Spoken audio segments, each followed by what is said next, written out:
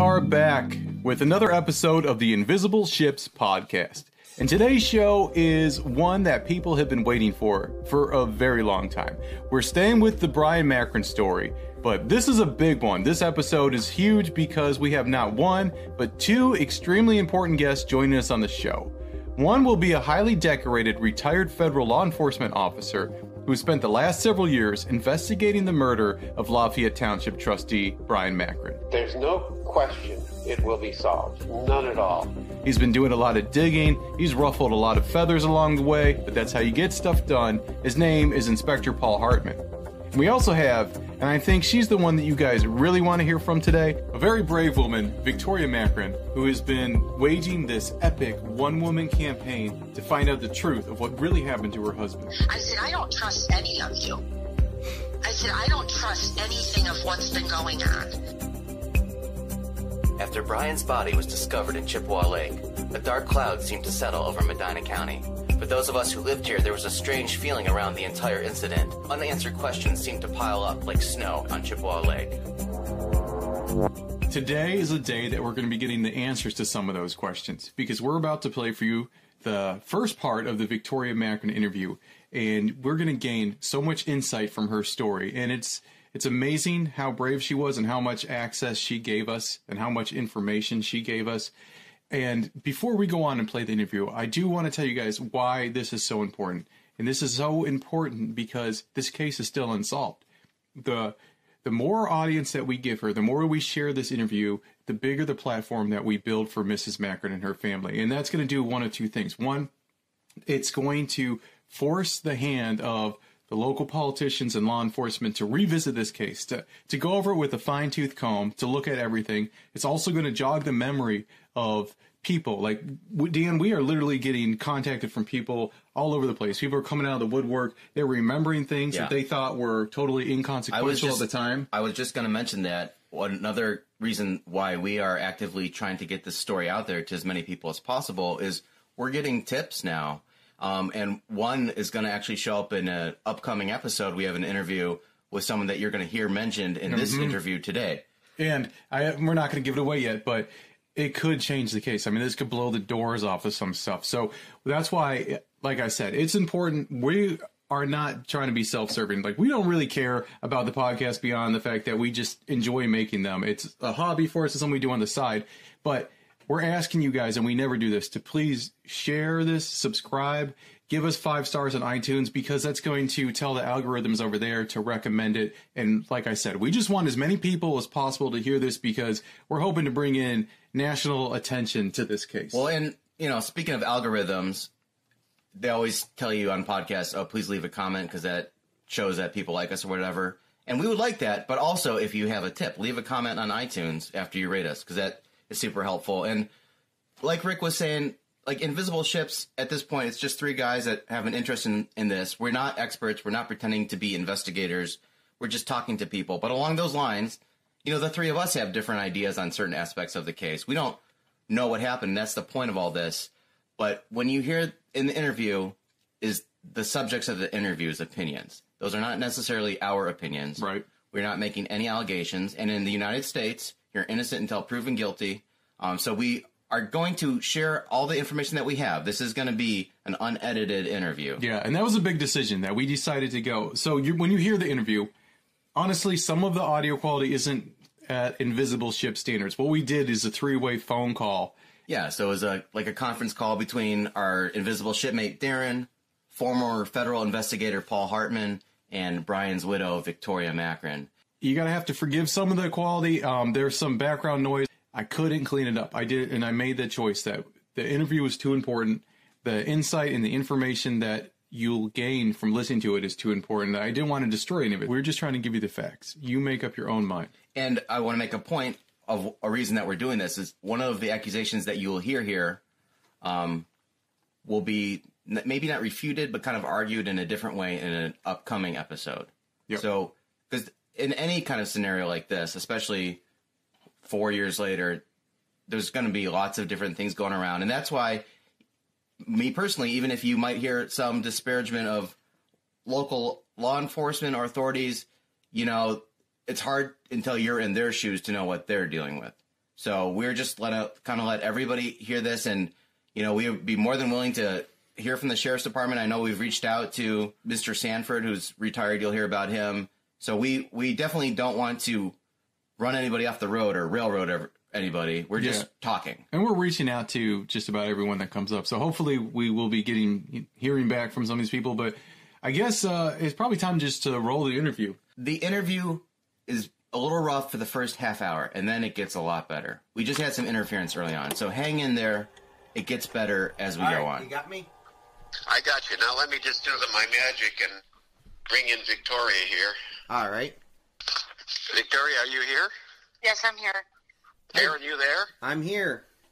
All right, so I guess I have successfully done one of these Einstein things and connected three of us. Cool. So what's happening here? Now this is Victoria Macron on the line, just so you know. How are you? Hey, I'm good, Victoria. How are you? Good, thank you. Good. All right, so we're putting together a podcast, and I've had an interest in your husband's disappearance and murder, and we're looking to, raise awareness about it. So I really appreciate you putting aside time here to talk to us today. Oh my God, you don't know. I'm so glad. I'm so grateful. Thank you. I'm so sorry for everything that you've been through. I can't even imagine. Thank you. Me too. So I've got some questions for you.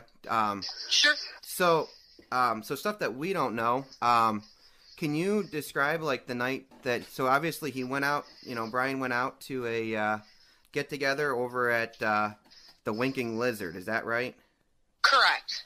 And that was in Brunswick, and it was for a get together for Christmas for township officials and whoever worked in Lafayette. Okay. There were some others, like the local prosecutor and the county commissioners were invited as well. Okay. And what time, do you remember, roughly, what time that party was going from when to when? I'm trying to think. I was going to attend with my husband, but my youngest daughter had a broken foot, and the boot was coming off, and she had to go to a physical therapy, her first appointment that night. Okay. I had to go to that meeting at 5 o'clock. I believe the Christmas one started maybe around 6. Okay. And then he from there went and saw a movie right afterwards, right? Correct. They went to see Star Wars. I was going to be part of that, and I hadn't heard from him till one of the other township trustee had messaged me. And that was But Costello? I did not see that message because it never came through as a text message. It came through as messenger, and I didn't see it till the next morning. Because I was asking Bryon, what time are you guys going up? When are you meeting? And that's when I didn't see the message till that morning, so I was at home. Okay, so then he went and saw the movie with Costello? He apparently went with Costello. Okay, did he go with anybody else? That you know of? I don't know of anyone else. Can I correct you there just for a moment? Yeah. There was some preliminary indication that Bowers was there as well. Yeah, and I found that out later because a friend of ours from high school, his sister, saw that Linda Bowers had posted something on Facebook about the movie. Okay. Unbeknownst to me, I didn't know I can't say for sure if she was there, but there was reference to it through a Facebook message that she had commented on. Okay. So what was Bryon's relationship, to the best of your knowledge, with Costello and Bowers? How did he like working with them? It was friendly, because they had to work together, but there were situations that Bryon spoke the truth. Bryon was about no bullshit.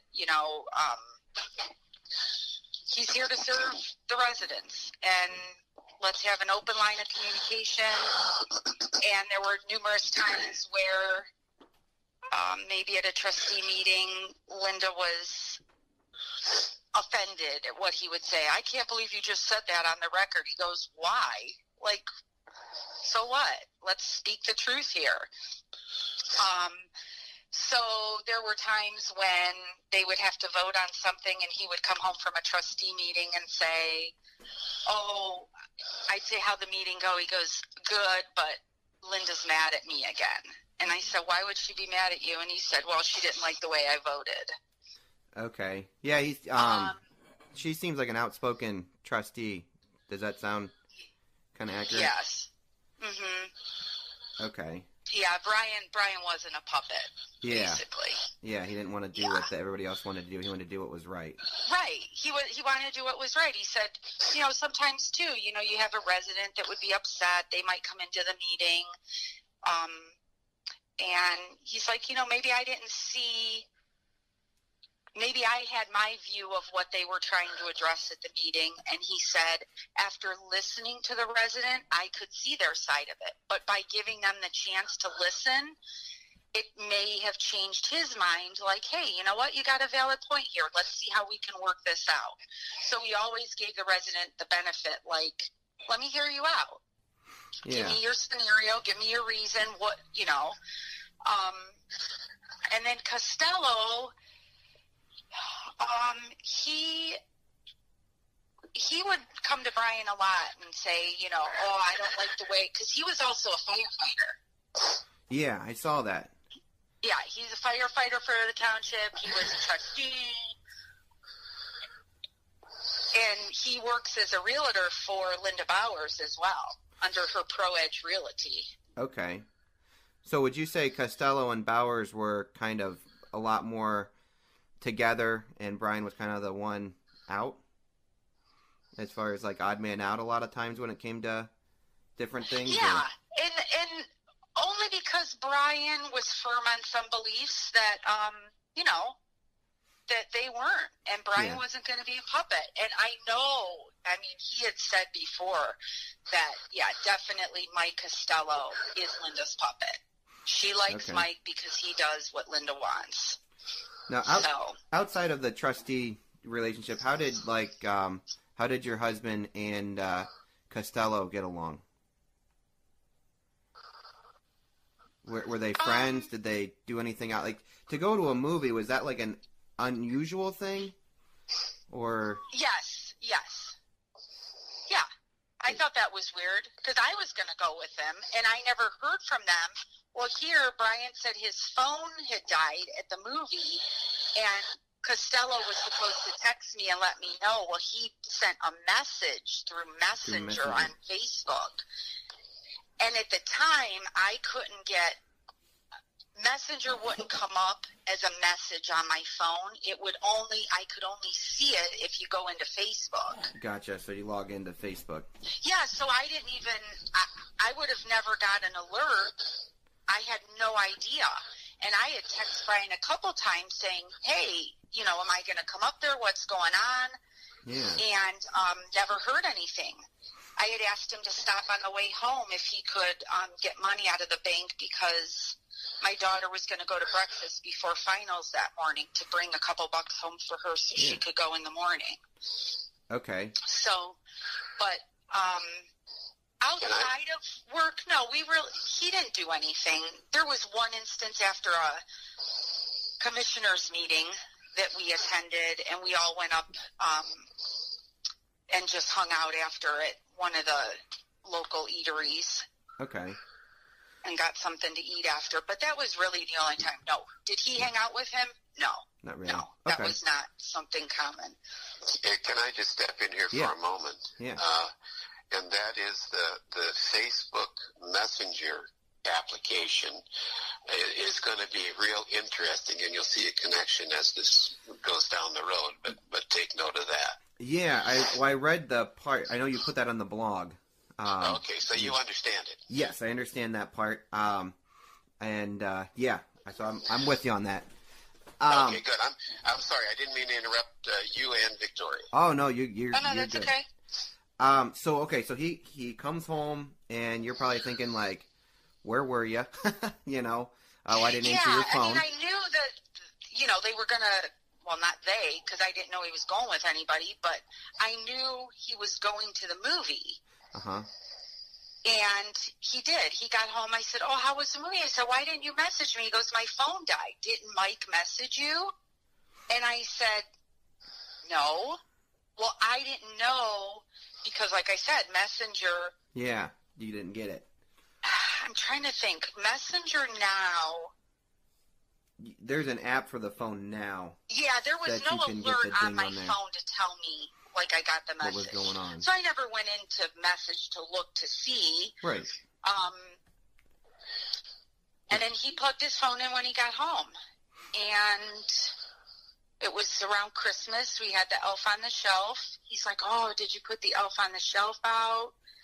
And I said, "No, not yet." And then he went over to the sink, and he's like, "Hey, there's chicken tenders in the sink." They were defrosting. Mm-hmm. I said, "Yeah, I took those out." He goes, "Well, don't you want to make those?" Because he knows I always make my kids these chicken wraps for their lunches.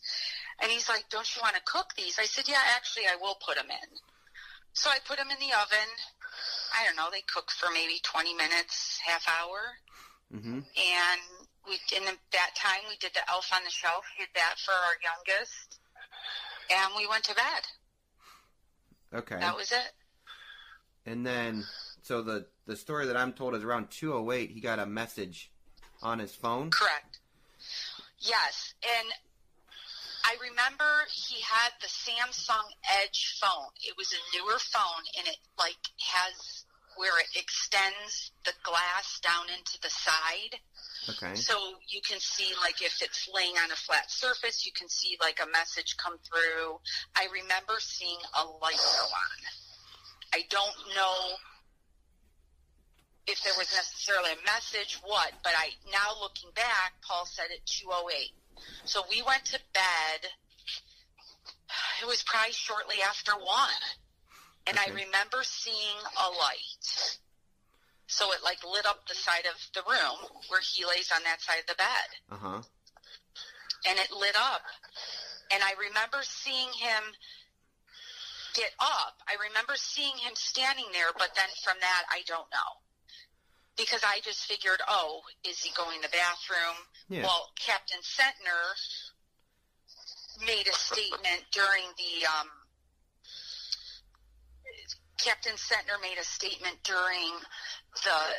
Press conference. The press conference or something that Victoria knew where he was going. I said, I didn't know he was going anywhere. Yeah. All I saw was him get up. It was at the side of the bed, and I think at that time I was like, probably the bathroom. I never saw him leave the room. I never saw him. I just saw him get up. That was it. Okay. So he said, "Oh yeah, and he never talked to me. So how can he make that statement?" That's a very good question. You know? Well, let me just step in here for a moment if I can. And Victoria, please forgive me for adding side notes here. Yeah, no, that's okay. At their quote-unquote press conference, if you see that, and Mm-hmm. you know, you can find that on YouTube, actually. Yep. And according to Sentner, who, quite frankly, doesn't know his ass from a hole in the ground. He never interviewed me, never talked to me about anything, and then he's going to make a statement that Bryon got up and I knew where he was going? I didn't know where he was going. I didn't even talk to him. I would be so offended. All I saw was him get up. So I thought, looking back, was he going to the bathroom? I don't know. Yeah. But it's like that subconscious, like you kind of wake up, you see it, and you just go back to sleep. I didn't think anything of it. He got up and went to the bathroom frequently. Yeah. No, I mean, I think that's, like I said, I mean, with my wife, if I get up, she doesn't know where I'm going to go. I could have gone and left and she wouldn't have known, So I totally understand what you're saying. Sometimes he would, we always slept with a down comforter on our bed, and he was more of the warm-blooded. Yeah. So I was always a freeze baby. So sometimes he would get so overheated. So, and his, the heater or the vent was on his side of the bed, so he'd always get the heat right away. But sometimes he would even go down and like lay on the couch in the basement, like to cool off. Mm-hmm. Or if he knew he had to travel in the morning to catch an early flight, he's like, I'll just sleep in the basement so I don't wake all of you guys up trying to get out and whatever in the morning. So sometimes he would do that. So Yeah. I didn't, like I said, I didn't think anything of it. Yeah, that wasn't unusual. You don't think you're going to wake up in the morning and your husband's missing? Like, No. You, No. I mean, no. So Well, let me make, okay, go let ahead, me Paul. make a point here if I can, and that is that at the quote-unquote press conference, Sentner claimed that Bryon left home at 1:30 in the morning, which is clearly defeated by the fact that Bryon was home in bed at 1:30 and actually Yeah. received that message at 2:08 in the morning, which ultimately triggered him to leave the house. That's the Yeah. Yeah. So you wake up, realize that Bryan's not there, and he was supposed to be there in the morning. I take it, right? I He never didn't waited to even go? realize he wasn't here. I mean, I know he wasn't next to me in bed, but I Yeah. just got up like any other day, and I got ready for work. I was getting Okay. ready for work, and I get to work, and my daughter calls me, and she's like, because I knew, well, he had to go to a meeting. He said, I have to go to a meeting in the morning. So he asked Alex, our oldest, to take Mia, our youngest, to school. I thought meeting, okay, it's for jewelry, because that's the business he was in. And a lot of times he'd go out. Last I knew, he was going to go to the guy in Worcester, what is it? Grande. Is it Jay Grande? Yes, Jay Grande. Yeah. Okay. So he had a store in Worcester. Good friends, good client of Bryon's. And he would go out there and periodically, like, talk to the whole staff. And he said he was waiting on Bryon to come out that day after I talked to him. And that's just what I thought. He said, I have a meeting, and that's what I thought. So I didn't think anything of it in the morning. You know, when you get up, you do your thing, you're okay. Well, I got to work, and Alex called. And she said, Mom, do you know where Dad is? I said, I said, at a meeting? And she's like, and I said, she says, well, they can't find him. I go, who? What are you talking about? She said, the sheriffs are here. So they're don't at know your where Dad house. The sheriff's at your house? Yeah. Okay. She said, the sheriffs were here. They're looking for Dad. I said, well, wait a minute. She goes, well, remember I had to take Mia to school. I said, well, last I knew he had a meeting. Okay. So then I'm like, Alex, go down the basement. I said, go down the basement, look on the couch. No, he's not there. She's walking around the house. Now, when she comes up, she says they're already in our house, inside, like in the kitchen. Okay. So they're And they open the door and let themselves in? You're saying? Or someone let them in? Don't know for sure. Well, they, I believe they did. Or Alex said, come here. Like, I don't know, I believe she may have let them in the front foyer area. And when she came upstairs, she goes, Mom, they were in the kitchen. And they were looking around. Like, and then Jim Sanford, who Bryon rode frequently with, that's his ride-along he'd always go with. Okay. He was walking out. Alex was following. He was walking out towards the front because she was like directing them out. And she said, I said, go and open the door to the garage. Is his car in there? And she's like, no. And Jim said, I've already looked in there.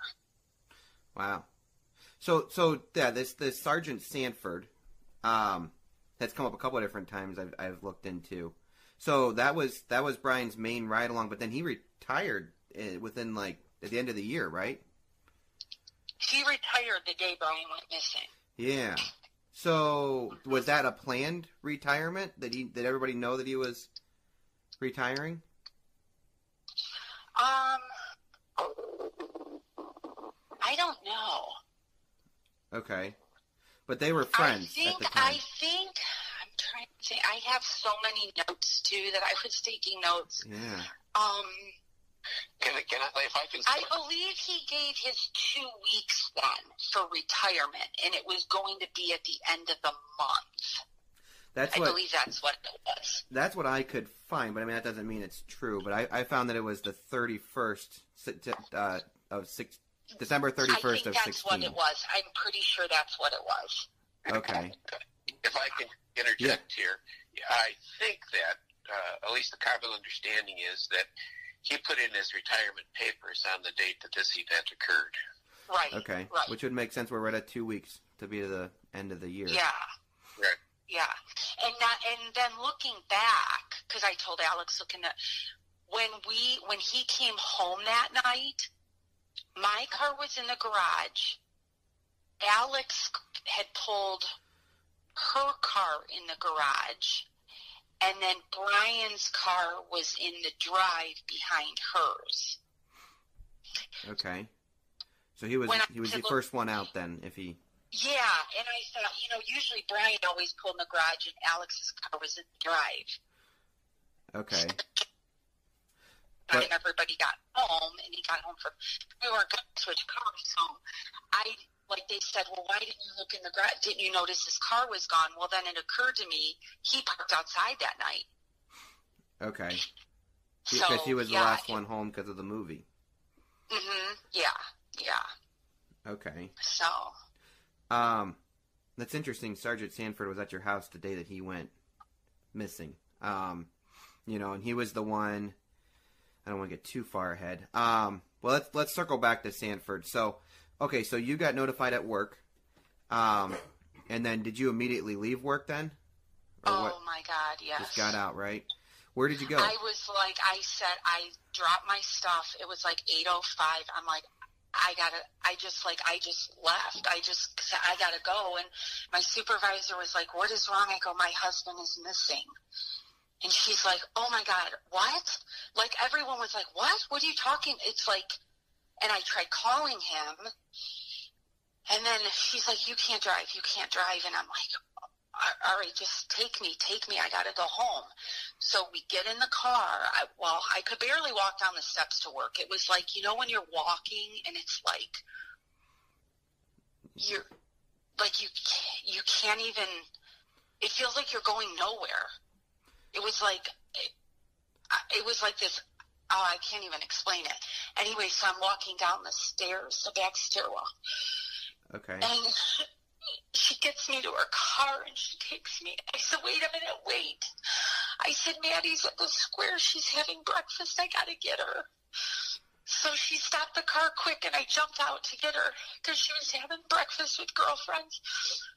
And I said, Maddie, we got to go. Dad's not home. He's missing. She's like, what? Like, no one knows. It's like you can't even.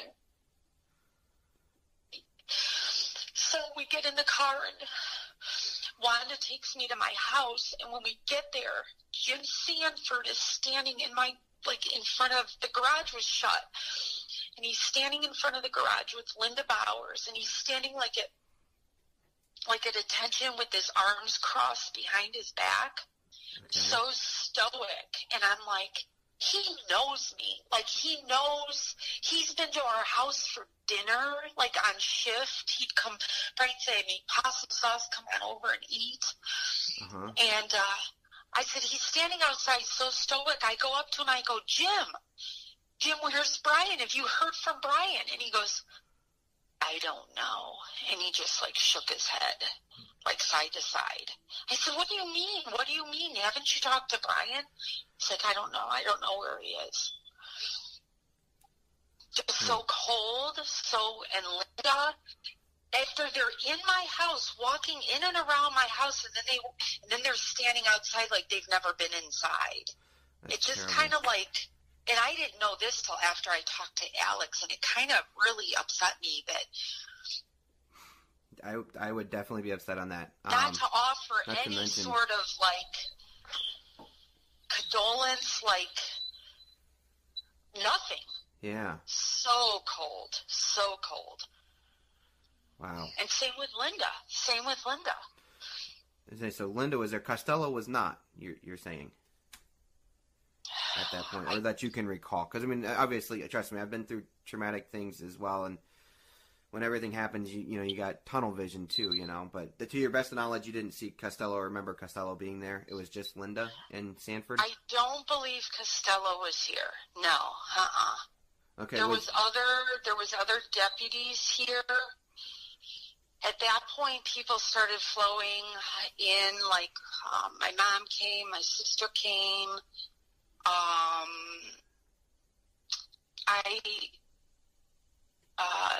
Let me think. Do you remember the name of that guy, Paul?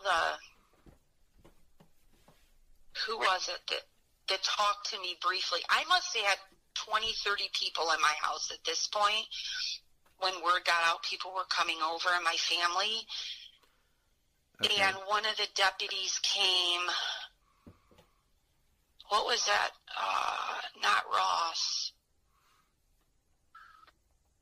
One of them came in and sat down with me for maybe 4 minutes, 5 minutes. How are you and Bryon? How's your relationship? Did you have an argument? I'm like, no. No, I said, we've had arguments. Is this an argument? No. Yeah. I didn't know I know they have to ask, but that was basically the brief little bit of, that I've ever talked to them. I was going to say, so did they interview you? They didn't interview you any further than that day, that 5-minute sit down in your kitchen? No. Wow. None. Okay. No, that they never even interviewed my oldest daughter, Alex, who this was Friday. On Tuesday, she was going to her orientation at Ohio State. She was transferring from OU to Ohio State. And Bryon and her drove down the morning of on Tuesday, drove down and drove all the way back. They had good conversation. She said he was on the phone with somebody from the sheriff's department talking about jewelry and selling jewelry to them. Alex said it was the sheriff. So who that was, I'm not sure. Okay. But she said, yeah, Dad talked to him on the way home. They never interviewed my daughter to say, how was your dad? What'd you guys talk about? Nothing. They never interviewed one of my family members. Wow.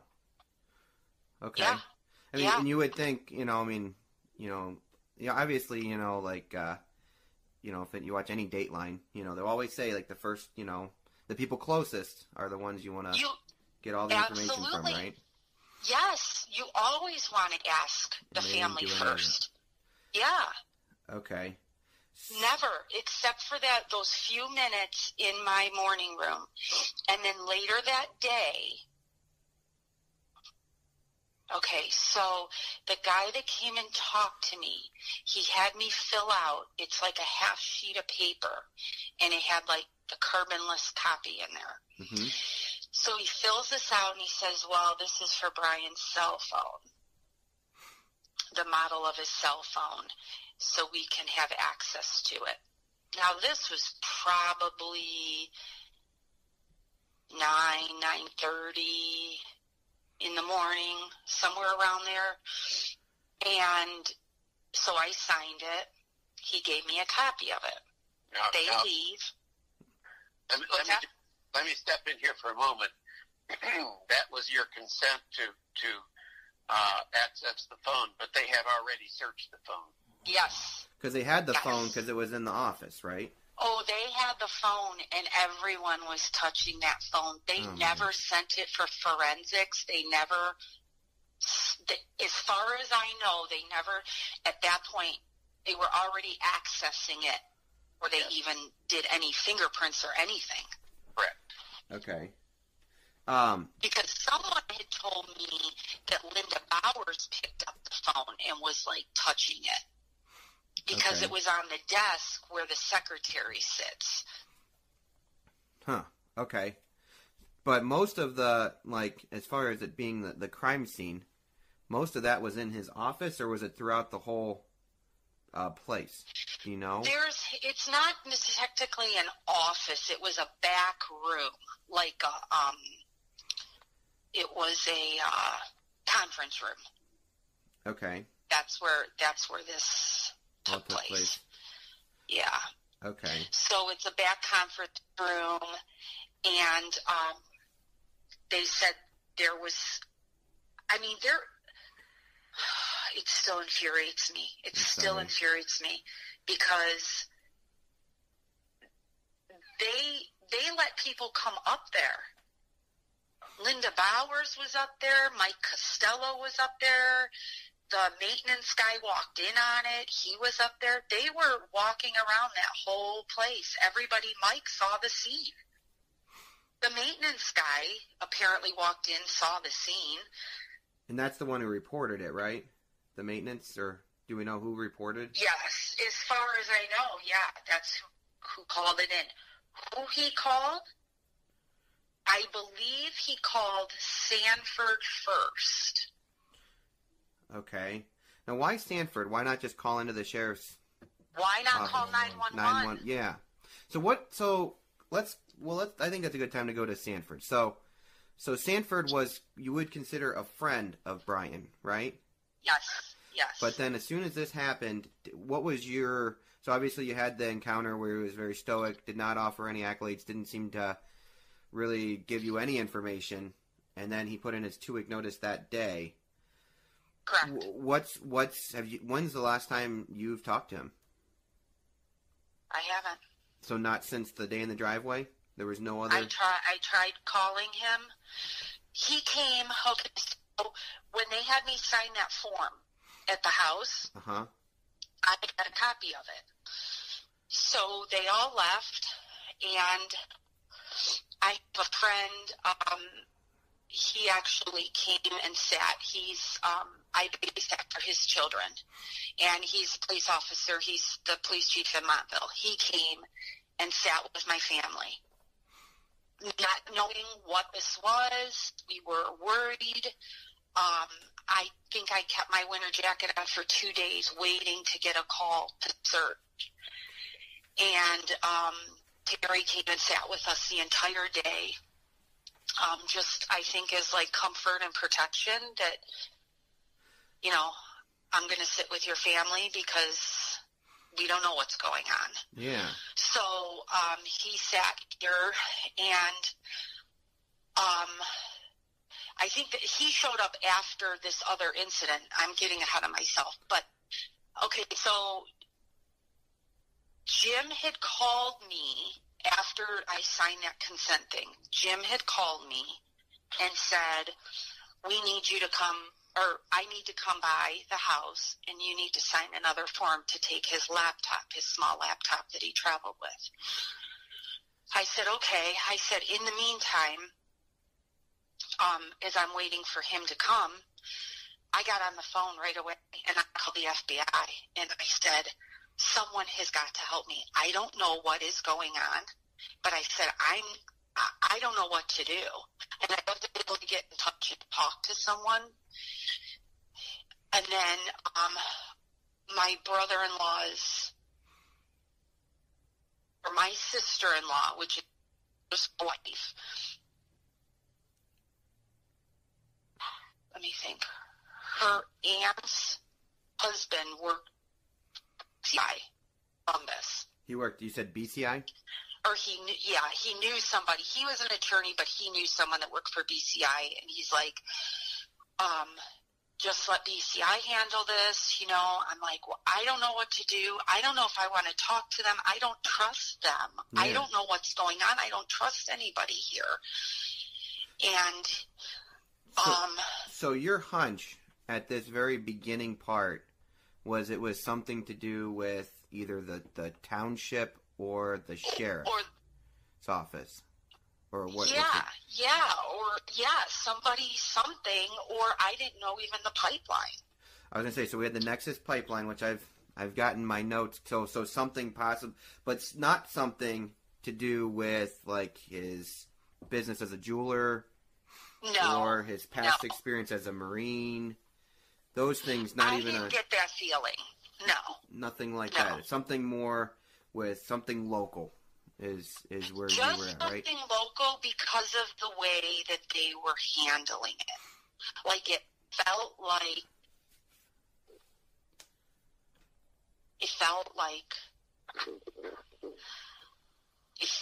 I, as much as like Jim has been around and he was friendly with us, and all of a sudden it's like this. So I mean, to offer nothing and no condolence. I mean, how can you have that in your conscience to even not offer something? Like it just felt weird. I'm going to tell you, it felt weird. He knew us. Yeah. I'd been to his birthday party. You know what I mean? Yeah. And it was like.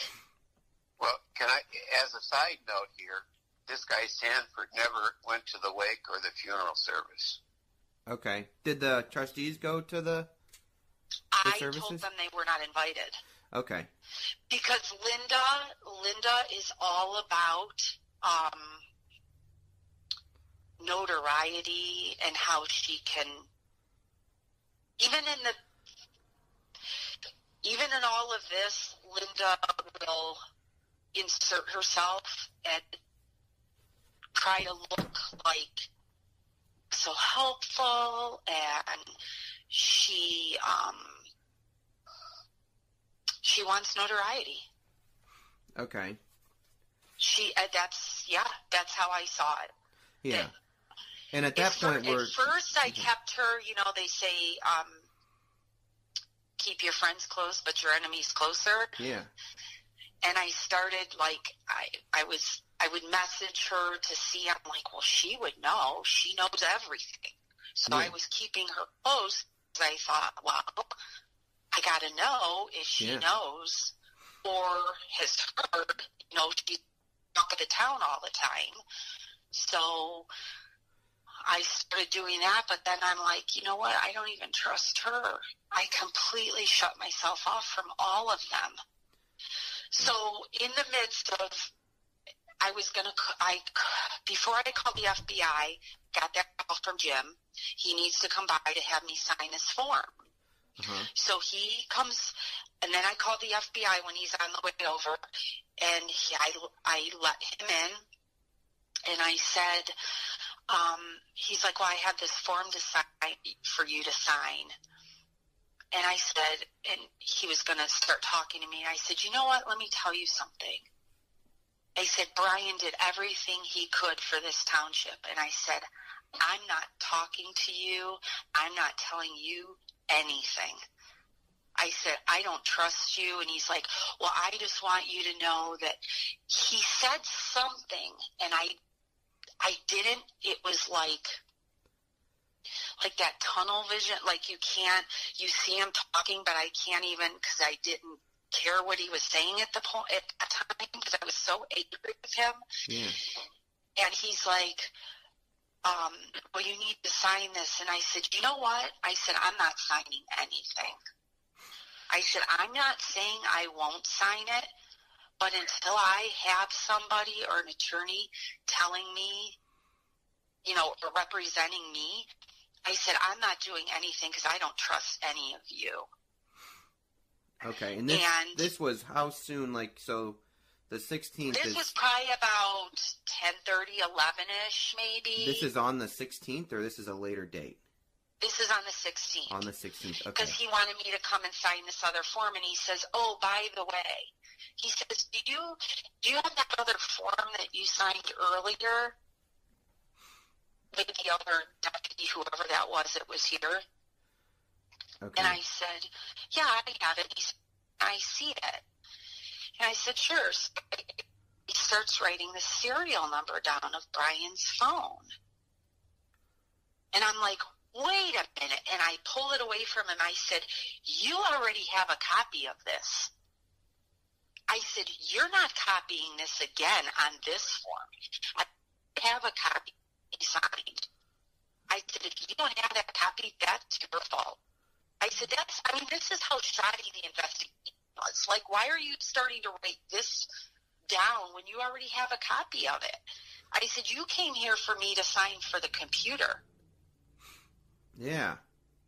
That doesn't make any sense. When you already had me sign the form for the phone, I said, now you're taking the serial number down for this? I said, no. I said, get it on the other form. Yeah. I mean, it just made me feel uneasy. Like, wait a minute, they're supposed to have this copy to search the phone, and now he's copied out on this new form, which was like a whole, like, notebook-sized piece of paper, and the other form was only half. So I don't know what they did with that. Yeah, well, what did he say? Feel uneasy because they couldn't even keep the paperwork right. Yeah, well, what did he say whenever, you said, like, that form was already there? He says, well, you need to sign this so we could search it. I said, I'm not saying I won't sign it. I said, I don't trust any of you. I said, I don't trust anything of what's been going on. I said, I don't like this.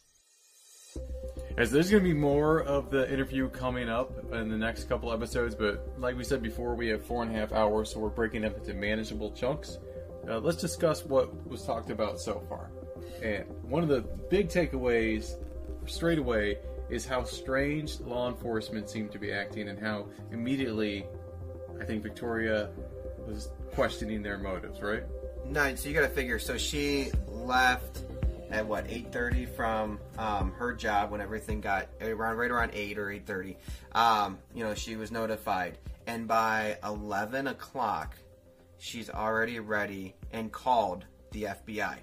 Damn. Now, when you think about to put yourself in a traumatic event, put yourself in that time where that bomb goes off, and you can't see everything.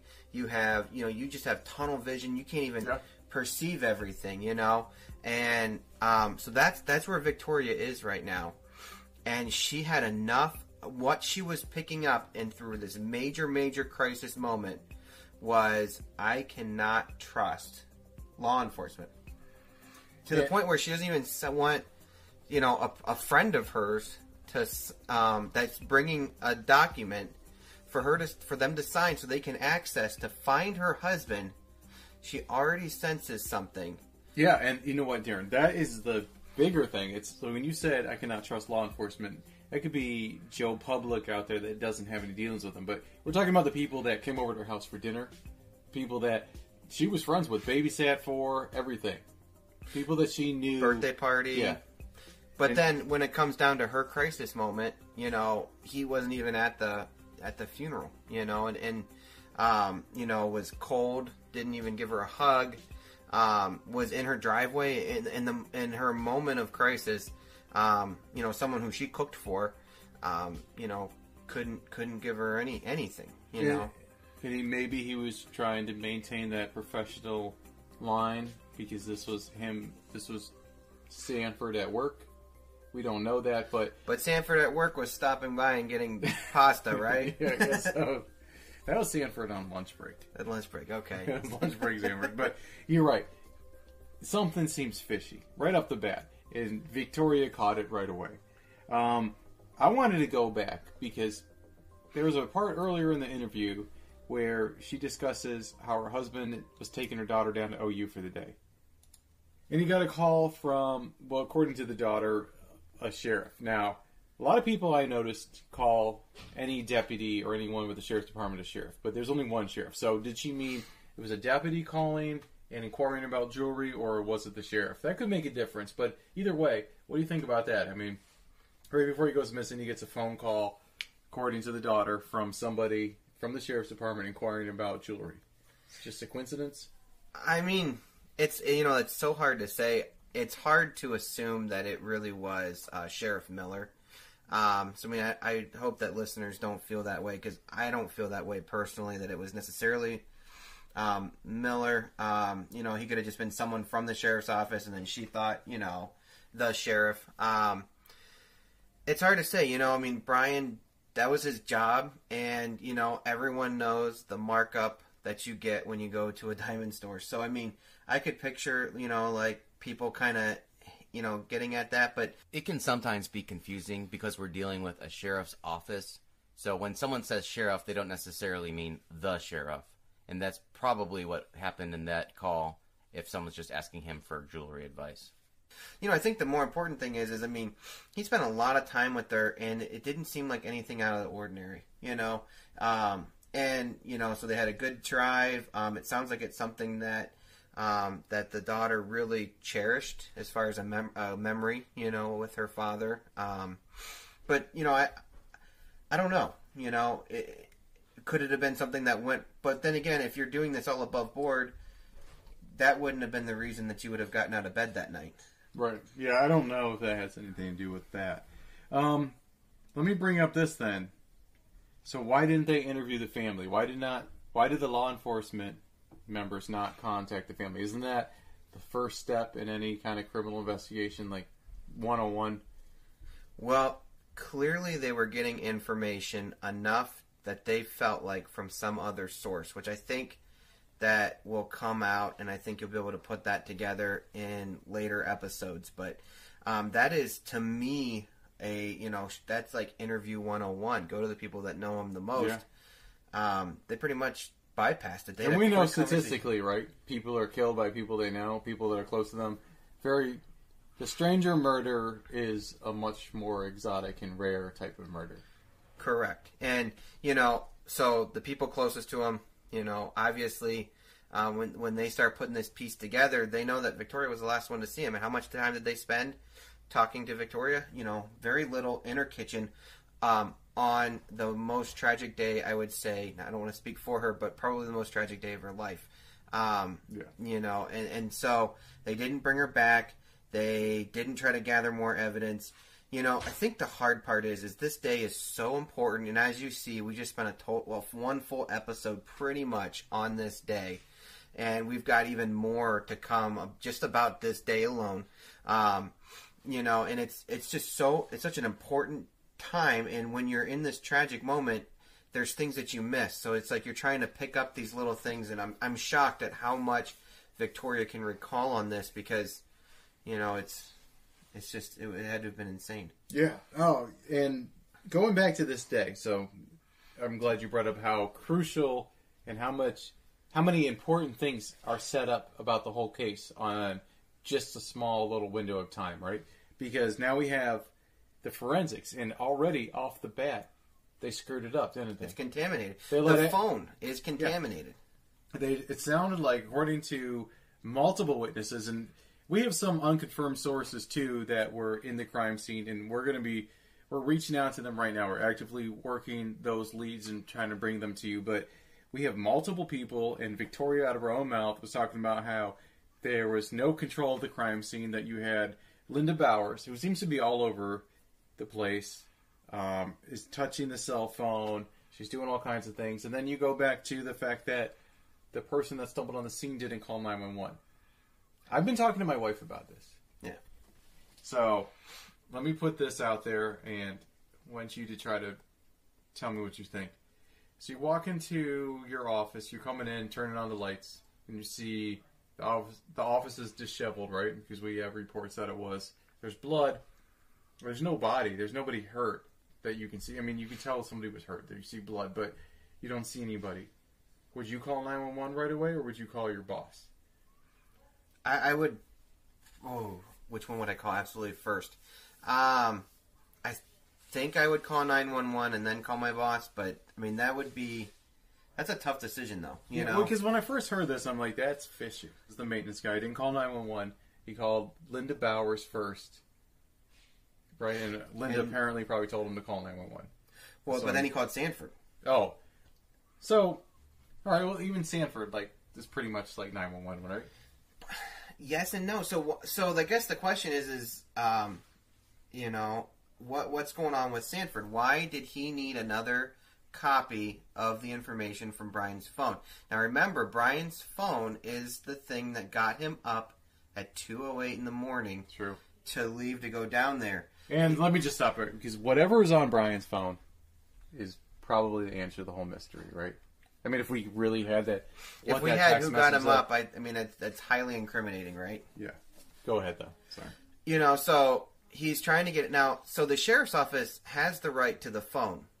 The only person that doesn't necessarily directly have the information of the phone could be Sanford, right? Because he didn't have that form, and he had a different form per Victoria that he was having. He was writing down the serial number of the phone. Why would you need that serial number? Did you misplace the form? So that's question number one. Possible, right? Yeah, but let me guess what your question number 2 is then. Is it like some kind of backdoor?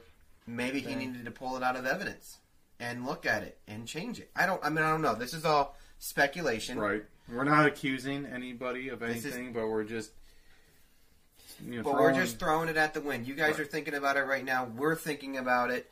Why would you need the serial number from the phone? That to me is a very puzzling thing that I don't have an answer for, but that raises suspicion. Why were you called immediately rather than, there's protocol, and there's protocol in every job. And when you walk into something like this, there's protocol. It's 911. It's a recorded line. If you call Sanford directly, it's not a recorded line. That's a good point, too. So that means that if the person on the other end of the phone wanted to ask questions about the crime scene or make suggestions about what to do with the crime scene, that person could do that and go unrecorded. Potentially, or tell them to do something before it all happens, or, I don't know. I mean, you don't know. You can speculate all day long, and I'm not here to speculate. We're here to bring Victoria's interview. We're here to bring light to the case. So that's our main goal. Our goal is not to cause anybody that undue harm that's, Right, but I mean, still, it's a natural question. We got a question. You got a question, right? So why is that? Which we have reached out to I believe we're trying to reach out to Sergeant Sanford. We don't have a direct line for him. So. We did reach out to Linda Bowers, though, right? We did reach out to Linda and Mike Costello. Both of them declined. I think we talked about that. Yeah. But just in case you haven't listened to the first episode. So the pipeline, the Nexus pipeline was the very first thought that Victoria Macron had. Remember when you were asking her what was going through her mind? That's right. The first thing that she thought had to do with her husband's disappearance. This is before we found the body. But that's what she thought. That it had something to do with the Nexus pipeline. Right. Which, went through Lafayette Township. It went through the same property as the fire department, which was a levy at that point. They were trying to get approved, which Bryon was very much for. And it... He was for the levy or for the pipeline? For the fire department levy. Right, but he was not for the pipeline. He was not for the pipeline, no. Now, it's interesting. Linda Bowers was instrumental in the pipeline in Medina County. You can check out her webpage if you'd like for further information on that. But she led a countywide group for it. Do we want to talk about Linda with? Maybe we'll wait a little bit on Linda with the pipeline. We'll let Victoria talk about Linda with the pipeline. Yeah, that does come up pretty soon. Probably the next episode. We'll be talking about that.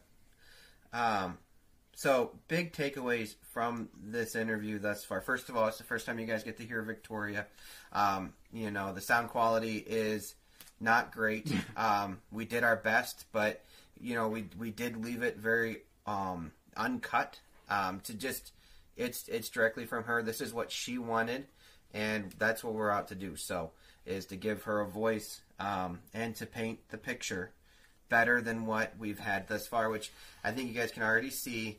There's a lot more detail to this than just the quick little snippets, which we were able to summarize in one episode. So, the next episode is going to cover more of that day, and it paints a larger picture. You're going to have a lot more, like I said, you're going to have like 45 minutes-ish of information coming at you. This is just directly her interview, and it'll. I think you'll appreciate it. And before we pull away from this one, though, there's one last thing, and as I was listening to it, I wrote it in my notes in giant letters, and I think this is really big, is that immediately you felt like a cover-up to Victoria. We kind of addressed that, how she called the FBI within a couple hours, but she was immediately sensing a cover-up. Yeah. In her moment of crisis, she felt that this was a cover-up or something of the sort. You know, she didn't know who to trust. She didn't know who to go to. Her husband's gone. She doesn't know about the office as far as how much blood is there, or, you know, and then now she's getting rumors. Yeah. And I'm sorry, let me interrupt, but this is also before they had the office repainted within a day or two. This is before the body was found and the really strange conflicting reports between the sheriff's department and the autopsy. This is right on the ground. The first few minutes she's already sensing cover-up. And she's going to get a whole lot more reasons to believe that there was a cover-up in the coming days and months after this, isn't she? Yeah, you know, put yourself in Victoria's situation. Your spouse is gone. You've only known this for 2 hours, and you begin to refuse to sign things from the department because something doesn't add up. Not because you don't want your husband back, but because something's not adding up anymore. Like, it's not making sense, and that people that were your friends are not being there for you. You know, and you know, the day just gets crazier. I couldn't, we were doing this interview, I couldn't believe we were still on the same day. I thought, oh my gosh, this is going to be a long interview. Yeah. It's a big day, and it turned out to be a long interview. But, guys, thank you for joining us. We're going to be bringing you more of the Victoria Macron interview. We're going to be bringing you more of the interview with her investigator. But in between now and when the next episode comes out, again, it's important for you to share this interview, to like it on whatever social media app that you're using to listen to it, or podcast app. And let's just get this out there, put the pressure back on the investigators from the law enforcement and from statewide, everything. Put the pressure back on those people that are responsible for doing their job. Force them to do their job. And let's try to find Bryon's killers.